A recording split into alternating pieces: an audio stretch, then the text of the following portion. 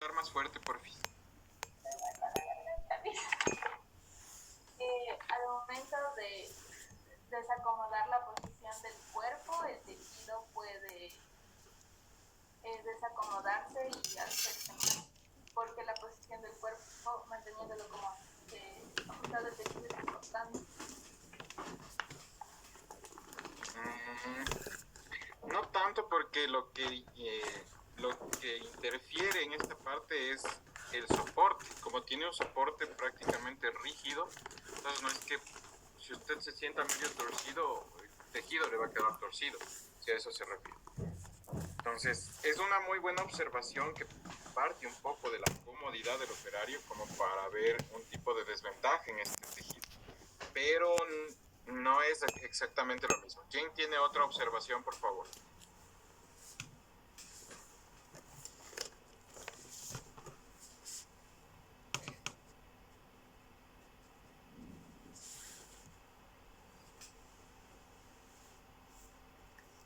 Nadie.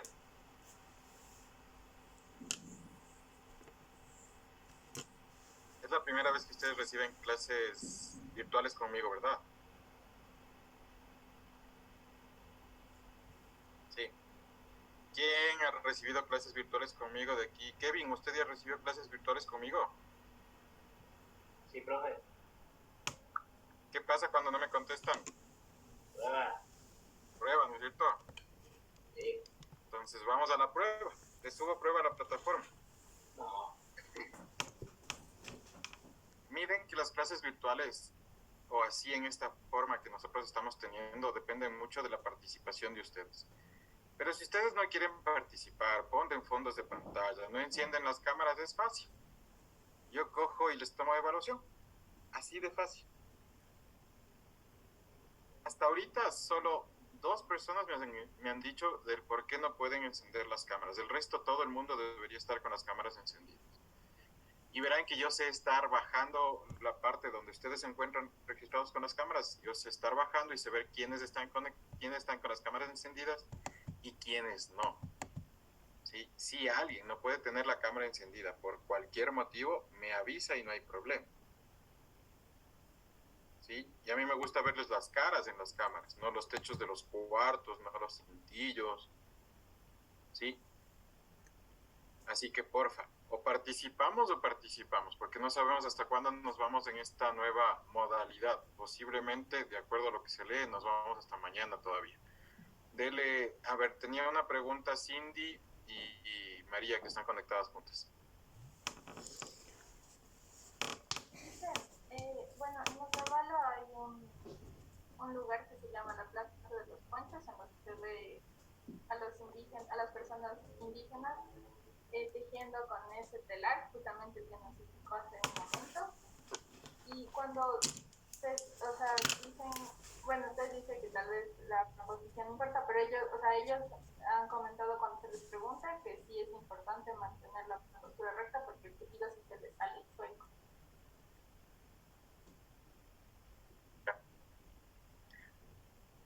Listo, o sea, en la Plaza de los Ponchos sí hay este tipo de telares. Obviamente, si usted se sienta medio torcido y empieza a tejer torcido desde ya, obviamente no le va a salir bien el tejido. ¿Sí? Eso. ¿Qué otra desventaja, Alexandra? Dígame. Que la textura es muy rígida. La textura es muy rígida. La textura depende mucho más del tratamiento que le des y del calibre del hilo, el título del hilo. ¿Sí? Eso depende mucho. Porque yo tengo una faja que es hecho así a mano y es muy tiesa. O sea, como que ¿Ya? no es muy flexible, o sea, es muy rígida. Ya. Pues una Entonces, desventaja. esa faja que tiene usted, Alex, es porque no recibió un tratamiento posterior. Sí, el tratamiento posterior que se le debe dar a este tipo de tejidos cuando nosotros hacemos, bueno, hay varios, pero uno de los principales, hay dos condiciones por las cuales está su faja así rígida. Primero, porque le tensaron mucho y le ajustaron bastante duro por el tipo de tejido que está. Y la otra es porque el material que utilizaron no es el adecuado. ¿Sí? Ya. Sí. Entonces, ¿qué podría hacer usted? Lo que podría hacer simplemente es hacerle usted un suavizado o realizar un batanado o el pisonado que saben hacer allá para los ponchos. También podría hacerle. Con eso va a suavizarse mucho más para que sea un poco más flexible. Ya. Pero yo creo que la dureza debería ser mucho más por la construcción del tejido. Pero todavía no me dan la desventaja a la cual yo quiero llegar con este tipo de tejidos. La desventaja principal con este tipo de tejidos de los que hablamos, de telar de cintura, es el ancho útil que tenemos en el telar de cintura. ¿Sí? No podemos trabajar un ancho de 2 metros, por ejemplo. ¿Sí? ¿Por qué? Porque no nos da. Así ponga yo los soportes de 2 metros, no me da el brazo para pasar de un lado al otro la trama. Entonces no me serviría de nada tener un telar así súper ancho. Aparte de lo difícil del manejo, que ya nos comentaba un poco Cindy. Lo difícil del manejo al tener un ancho muy, muy, muy grande, del pasar del un lado al otro, es que a usted le va a tocar virar el cuerpo para ingresar. Pero si ustedes toman en cuenta el principio de esto, aún lo hacemos de manera, aún no cambia el principio sigue siendo el mismo, ¿sí? El principio sigue siendo el mismo. El principio sigue siendo los hilos de urdimbre entre dos soportes, una forma de insertar la trama, una forma de separar los hilos, y eso no ha cambiado. Lo único que estamos viendo ahorita es un poco de ventajas y desventajas de la evolución que vamos teniendo con los telares. ¿Ok? Perfecto, entonces aquí vemos los soportes, la forma en la que se estiran para generar su tensión, y tenemos todo lo demás por acá, ¿no? Continuamos entonces. La siguiente evolución ya después de este telar de cintura viene a ser ya el telar de pedales.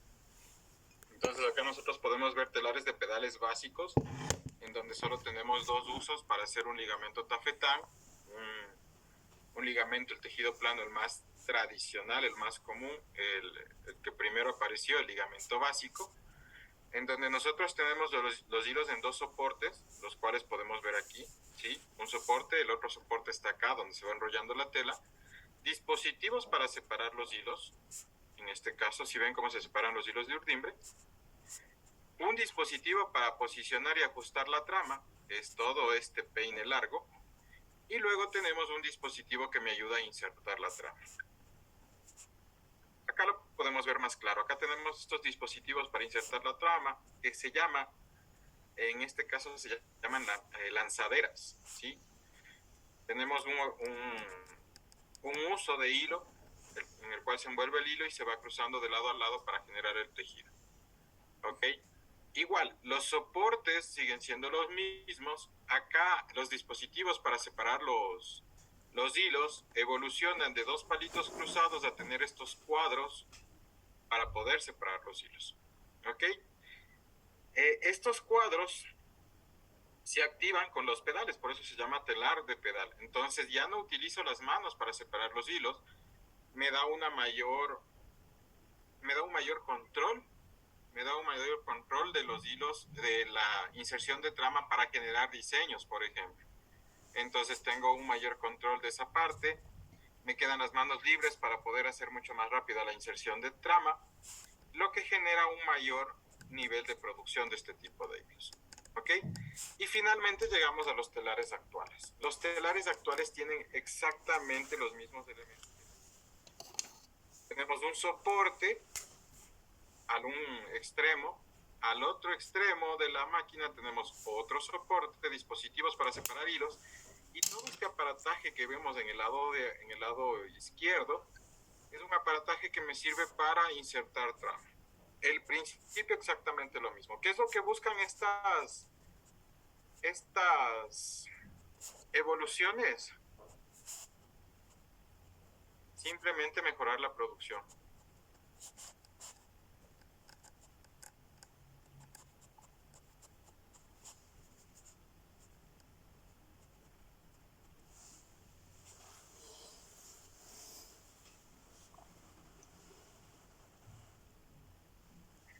¿Estamos claros?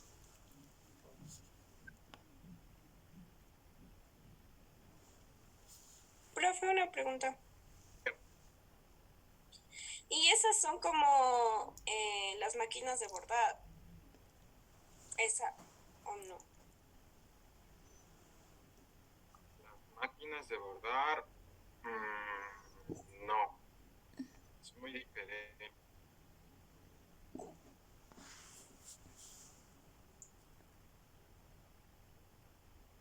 Dice también una pregunta, por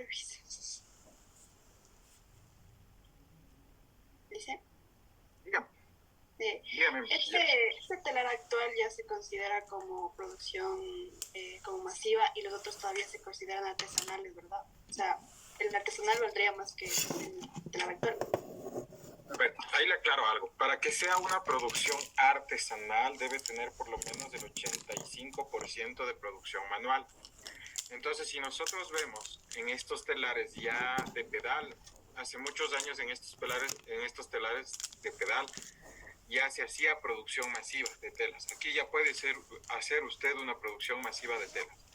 No necesariamente tiene que ser artesanal, algo pequeño. En estos otros sí no llegaría a un nivel industrial, pero a partir del telar de pedal ya empezamos con producción a nivel industrial. ¿Sí? Acá perdemos ya la parte artesanal porque ya trabaja mucho la máquina, trabaja solita la máquina. Entonces ya no. Incluso aquí tenemos como 24 dispositivos para separar los hilos y poder hacer los diseños de los tejidos, que es algo que vamos a ver después en el siguiente semestre. Entonces ya acá tenemos muchas cosas diferentes que ya es a nivel industrial. Acá ni siquiera usted necesita estar como operario manejando el telar, sino que simplemente usted pone un programa, manda la ejecución y el telar la ejecuta solito. Ahí sí funciona como las máquinas de bordar que me dice la Deina. Entonces yo llevo en una flash memory el programa, pongo en la computadora del telar y el telar empieza a trabajar. Si ustedes ven, aquí tenemos una torre de luces de colores y esta luz de color está prendida en verde. Cuando la luz cambia a rojo es porque algo pasó en el telar y usted tiene que ir a revisar. Antes usted tenía hasta 2 operarios por cada telar. Ahora con la revolución industrial y este tipo de telares, usted tiene máximo un operario por cada 10 o por cada 15 telares. Entonces ya, porque solo es de control. Entonces ya se ha dejado mucho de lado también la mano de obra de las personas. ¿Sí? ¿Alguna otra pregunta hasta aquí? Está claro, ¿verdad? Sí, profe. Perfecto. Entonces acá tenemos, miren, otro telar moderno, se puede decir, ya con la revolución industrial. Soportes de los hilos, dispositivos para separar los hilos de urdimbre y dispositivos para insertar traba. Sí, entonces ahora sí vamos a ver, una vez que ya sabemos cuál evolución ha tenido el telar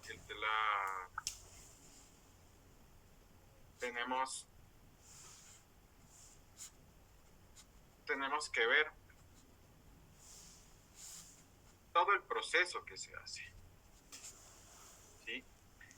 Y el proceso arranca ya a partir de que yo selecciono los hilos. Desde el almacén de hilos arranca este proceso. Donde nosotros, si tenemos los hilos que van en la urdimbre o en el soporte principal de la máquina, tienen que pasar por varios otros subprocesos antes de llegar al telar. Pero si el hilo va a ser de trama, sale del almacén de hilos y va directamente hacia el telar. Entonces, en este proceso nosotros tenemos, si es que es un hilo de urdimbre, tenemos urdidora, y esta urdidora puede ser directa, seccional o manual. Tenemos un proceso de engomado, un anudado, un remetido, y de ahí entramos al proceso del telar que vamos a ver mucho después. Ahora lo que vamos a hacer es vamos a detallar estos procesos que son importantes para un tejido plano. Entonces, dentro del tejido plano nosotros tenemos un soporte que se llama enjulio, es uno de los soportes en donde se encuentran los hilos de urdimbre. Regáleme un segundito, por favor.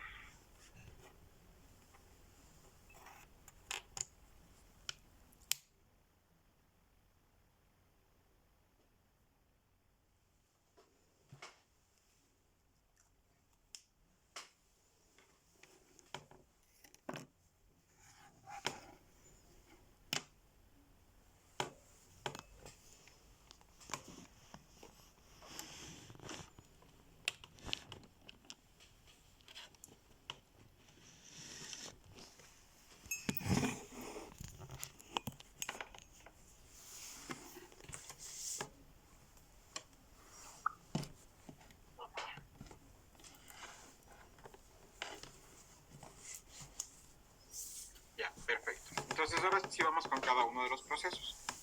El urdido, ¿sí? El urdido es, valga la redundancia, es el proceso en el cual nosotros formamos o lo conformamos a partir de los hilos de urdimbre. Dentro de este urdido nosotros teníamos varias formas. Tenemos el urdido manual, el urdido seccional y el urdido directo. ¿Y qué es el urdido? El urdido no es nada más que envolver hilos sobre un soporte para que luego se vayan desenvolviendo y me generen el tejido. En el caso de tener un urdido manual, nosotros disponemos de estos cuadros con palitos. ¿Qué me van a hacer estos palitos? Cuando yo tengo estos cuadros, lo que voy haciendo es, voy envolviendo o voy dando la forma de acuerdo a como vemos acá en la imagen. Y los hilos se están colocando unos encima de otros. ¿Para qué?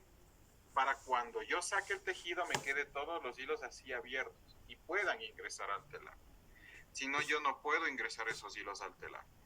Entonces, ¿para qué tengo tantos palitos acá? Depende la longitud que yo quiera hacer mi tejido. Por decirle, si paso de esta forma, mi urdido voy a conseguir una longitud de 1 metro, y si paso de la forma que está acá por todos los palitos, voy a conseguir una longitud de 3 metros. Entonces todo depende del largo del tejido que yo quiero obtener en el caso de la urdidora manual, para saber por cuáles de estos palitos o de estos soportes pasan mis hilos de urdido. ¿Sí? ¿Estamos claros? Sí, parece. ¿Sí? Quedó clara la urdidora manual. ¿Y por qué es manual? Porque lo hago manualmente. Lo hago de forma manual. Esta sí es de manera artesanal. ¿Sí? O sea, sí nos sirve para hacer a nivel industrial, pero no es mucho. ¿Ok? Ahora nosotros tenemos el urdido seccional. Como ustedes ven, el urdido seccional se enrolla como... al lugar en el que se enrollan los hilos de urdido se le conoce como enjulio. Entonces, ¿por qué es seccional? Porque se va haciendo por partes, ¿sí? Más o menos como para tener una semejanza o un símil. Es como yo tener cintas de scotch pequeñas y llegar a formar un ancho como la cinta de embalaje. ¿Sí me cachan la idea? ¿Por qué se da este tipo de disposición o por qué se trabaja en este tipo de urdidora seccional? Sobre todo por el espacio que se necesita para colocar todos los hilos.